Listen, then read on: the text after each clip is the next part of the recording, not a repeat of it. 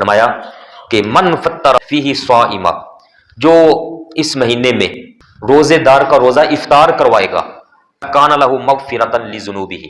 فرمایا اس کے گزشتہ گناہ معاف ہو جائیں گے۔ دوسرا وعتق رقبۃ من النار، جہنم سے اس کی گردن آزاد کر دی جائے گی۔ اور تیسرا فرمایا وکان لہ مثل اجرہ من غیر ان ینقص من اجرہ شیء، جس نے روزہ رکھا ہوا تھا اس کے ثواب میں کمی کیے بغیر اتنا ہی ثواب اللہ پاک روزہ افطار کروانے والے کو بھی عطا فرما دے گا۔ صحابہ کرام نے عرض کی یا رسول اللہ صلی اللہ علیہ وسلم، یہ تو نیکیاں وہ لے جائیں گے جن کے پاس مال ہے، دولت ہے، پیسے والے ہیں، وہ افطار کروانے کی طاقت رکھتے ہیں، تو ہم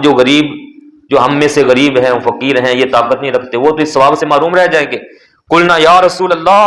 صلی اللہ علیہ وسلم لیس کلنا یجد ما یفطر به الصائم، ہم میں سے ہر ایک کو تو طاقت ہی نہیں ہے یہ کام کرنے کی،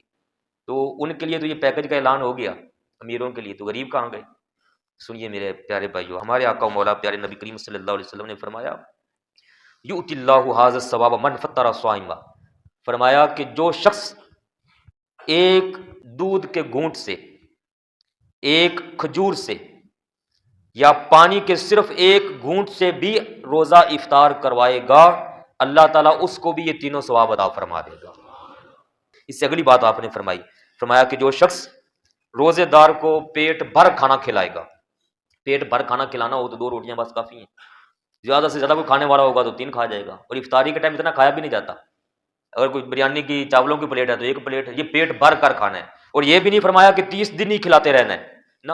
ایک دن بھی اگر پیٹ بھر کر کھانا کھلایا تو فرمایا کہ سقاہ اللہ من حوضی شربا، فرمایا حشر والے دن میرے حوض کوثر سے